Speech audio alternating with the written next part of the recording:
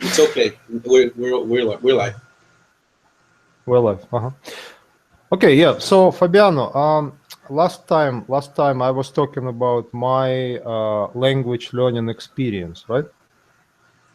And maybe this time we can talk about yours. And I know a little bit about it, but in a way, I want to share this experience with more people. So, That's nice. That's and, good to hear. uh-huh. Okay, so So tell us more about. Mhm. uh, I started studying up. I always was interested in English actually, Mhm, mhm, mhm, but my first contact with the language mhm, was when I was around 9 or 10. Everything came mhm, together, schools and video games. mhm, But it was like academically, like, or in terms of I was at school, learning in a public school. mhm. Right, At right. 12, I joined the English school, Mhm, and mhm, I studied there for 4 years. mhm, Then I I felt like comfortable using English. I felt. Sorry, my charger here. mhm. See, this is Sure. another side of growing life. Mhm, But I knew that I really liked the language, and I needed to mhm, work with it. I knew that to take a next level, I would have to mhm. use it for work, Yes, yes. and so Mhm, I did.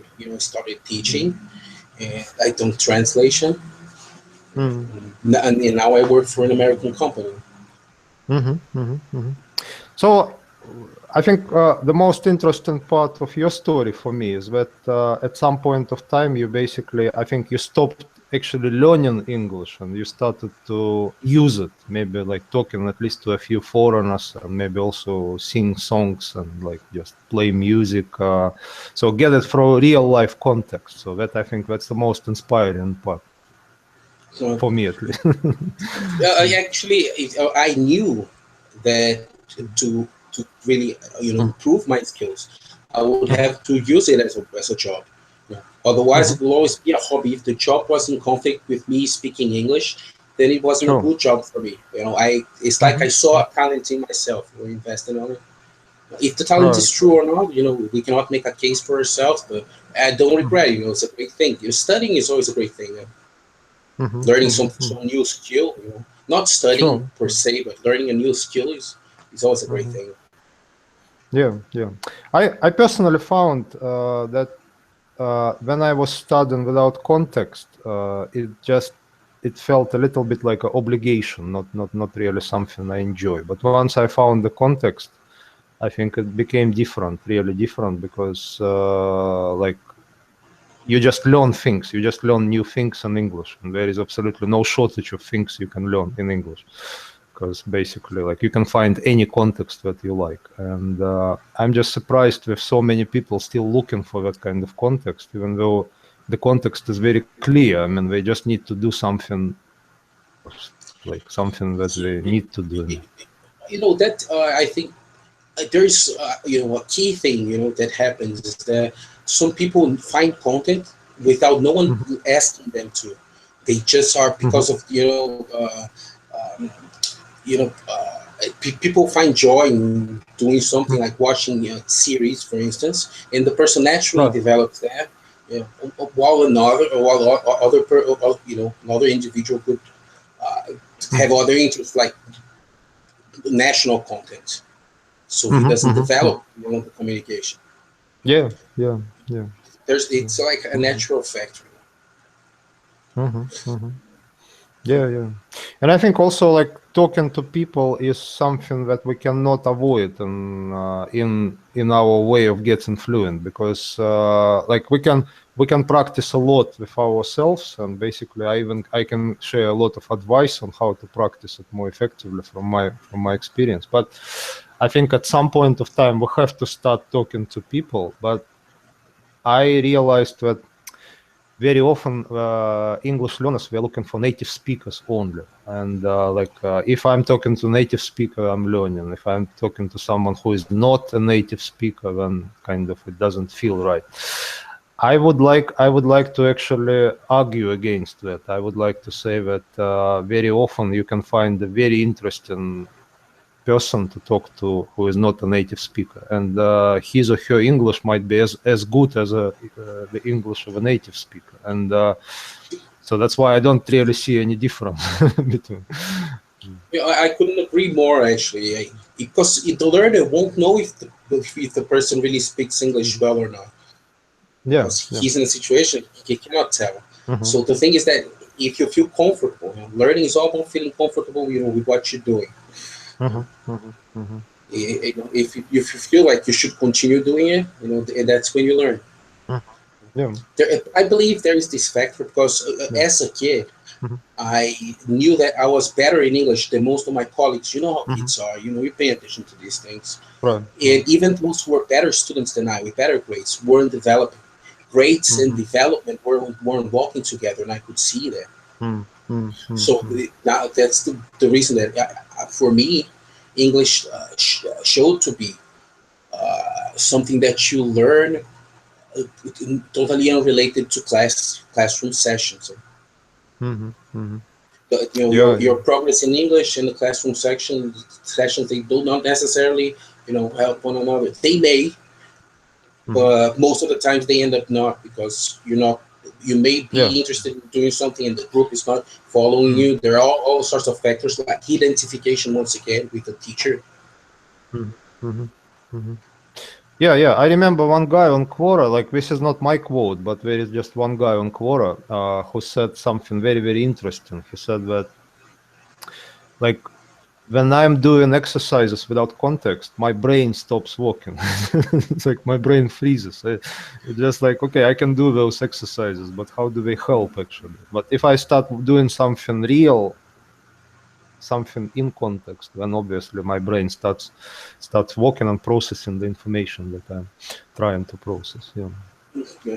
Yeah. true, very So, true. so that, if I could, the best, actually not only share of my experience, it's something that I've been doing, for a long time. Teaching is Right. probably the job I've done most, and yeah, I really like doing it. I like sharing. I like one-to-one conversations. But I think that if the most valuable thing my experience can leave to people Mm-hmm. is, uh, you can reach the level you want, as Mm-hmm. long as you have the right goals Mm-hmm. Mm-hmm. and you commit yourself to it. Stages of commitment, Mm. which you have Yeah. to cross, and you have to work with it. If that Mm-hmm. doesn't pay your bills, you won't make progress unless you take some time to travel, stay for a Mm. while, and come back. Other Right. than Right. that, Mm-hmm. But even with travel, again, it goes back to goals. I've seen people who are really, they're doing it really fast. They improve really fast when they go to overseas country. But I also saw people who are not improving at all for a few years. They move to overseas country and they can keep speaking their native language to friends who speak their native language. And I think they end up with worse English than they used to have a yeah. few years ago. So, Yeah, I think that is, if you check your goals, is something that I think it's of value to. If you mhm, check your mhm, goals, if the person said, "Oh, what do you want to be doing? What do mhm, you want to work with? Do you have a job?" Because, no, I don't have a job yet, but I want to work with as an accountant. My yeah. father's an accountant. He has Mhm, an office, and I like working there. Oh, good. So why do you want to learn English? Oh, because mhm, I'm going to travel. Oh, really? Where are you mhm, going? To Orlando. How long you mhm, staying? 1 month. mhm, I mean, you don't have a clear goal here. Like, you won't be using mhm, your English for 1 month in Orlando. The chances you mhm, speak more mhm. English here in classes than you do there. Yeah, yeah. So when Well, a person doesn't in the have, context of well, yeah, yeah.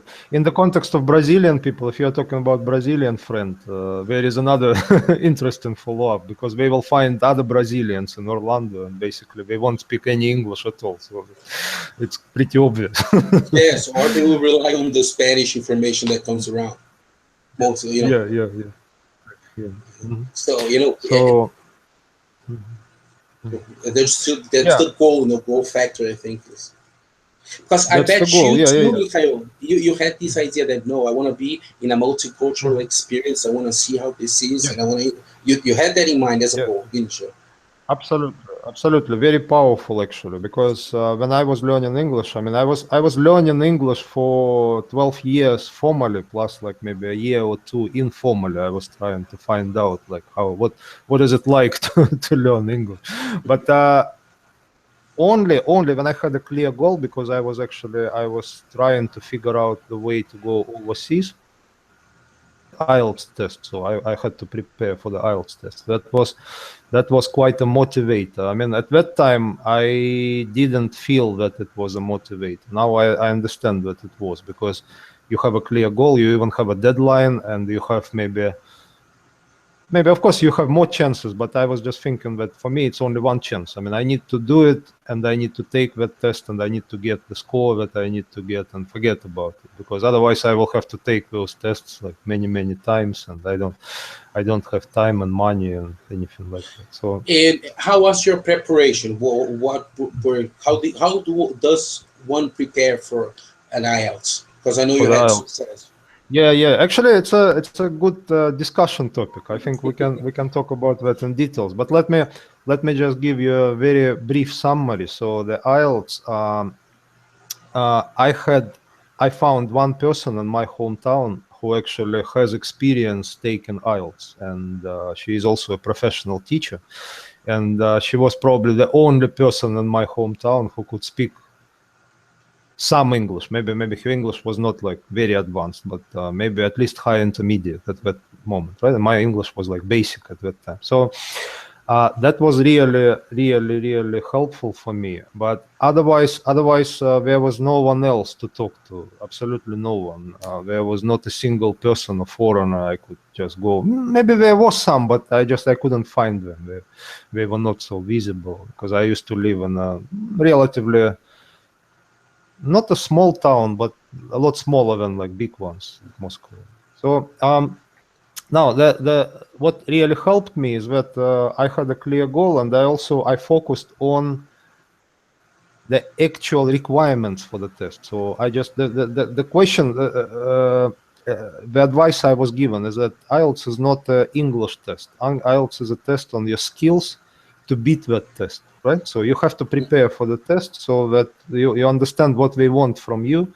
You have it 100% right, and when you go and just take that test and get the score that you want to get. Of course, I mean, you have to speak English, you have to like know vocabulary. It's kind of, but that's not the main part of this test. So the most important part is just how to make sure that you are answering the right questions, and also you are answering it right. So that's the main part. So when I focused on that, took me a few months. It was quite difficult actually, but yeah, it was good. So you took like you took you got the exercises models and Yeah. how I was downloading, yeah, a lot of exercises, and also mock-up tests. So like you have to do it on time. It's just because when you go for the actual test, you have to do it. So um, maybe I had some books also, but mostly I've done maybe 90% of it I've done myself. So basically, just whatever I had, I collected it, do it, like writing all these essays. Yeah, so that kind of stuff. that's great. So yeah, some advice from you, Fabiano, on how to start speaking. Like for example, in your experience, of course, you had the same trouble, right? So like at some point you have to start speaking, and you might not even have a foreigner in front of you. So how do you, like in your experience, how did you deal with that kind of difficulty? What's the solution? How did you started speaking? How did you start You know, speaking? that's a very good question. Is for me, you know, especially because I cannot tell you when exactly I started using English, but I can tell. You know, I remember speaking English when I was 15 with a foreign girl that was, you know, in an interchange program at a friend's house.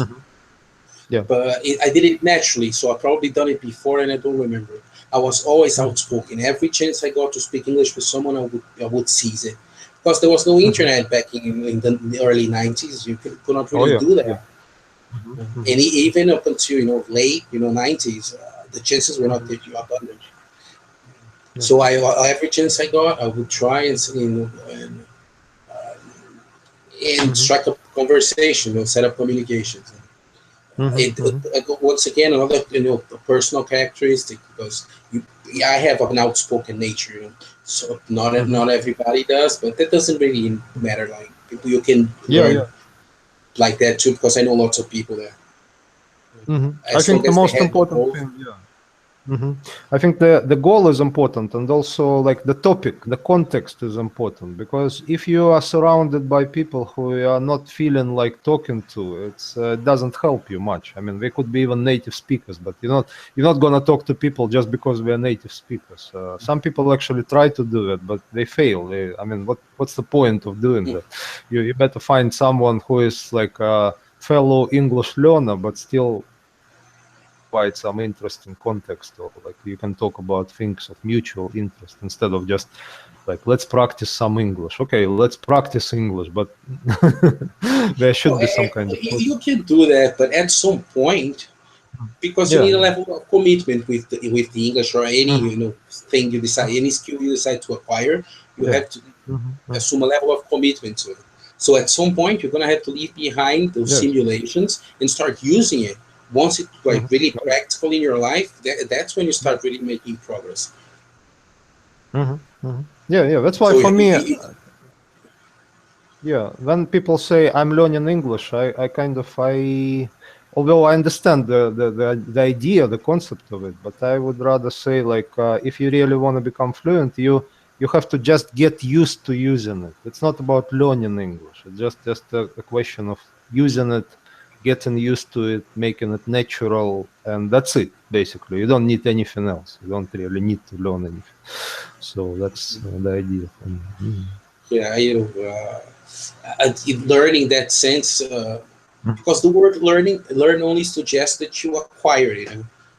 But really Mhm. learning in that sense, that when you say learning, how people picture in their minds how is to learn Right, something, right. it's really Mhm. that it may have worked Mhm. for people, but in my experience, working with English for 20 years now, tells me that there are very few, if any. Yeah, yeah. Mhm. Someone Mhm. that really went to classes and they felt comfortable in acquiring reading English from those books, liking the Mhm. context of those books. Mhm. Mhm. Then those people, I've saw people making progress like that. Mhm. And but then again, it's all a matter of goals. What do you want the Mhm. English for? If you just want the Yeah. English to say a few words, that's Mhm. okay. Mhm. But what do you want it for? That's what people should Mhm. ask themselves. Some Mhm. people will say, "Oh, I want to learn English because I want to make money." Mhm. Well, you have to learn two things then. First is how to make money, and then English. But you should Mhm. first Mhm. check how to make money with English, because then now you have a plan, right? Yeah. To assume that Mhm. Mhm. it's like one thing is necessarily tied to the other, it's a common mistake, and 100% of failure. Mhm. Oh yeah. Yeah. I agree. I agree. Mhm. Okay, yeah, I guess when in our future discussions we can talk about other aspects of English learning. Like for example, it's very interesting to learn how Brazilian English schools also operate, and I think you have a lot of experience in that field. So yeah, but yeah, very interesting discussion. So I think we're on the same page. So we're talking about context, we're talking about goals, and that's how we make progress. And Yeah, basically I think even I think really context and goals play a major role. Uh, yeah, I that's agree. great. Cool. Okay, yeah, good discussion. Thanks, Yeah, Fabian. thank you.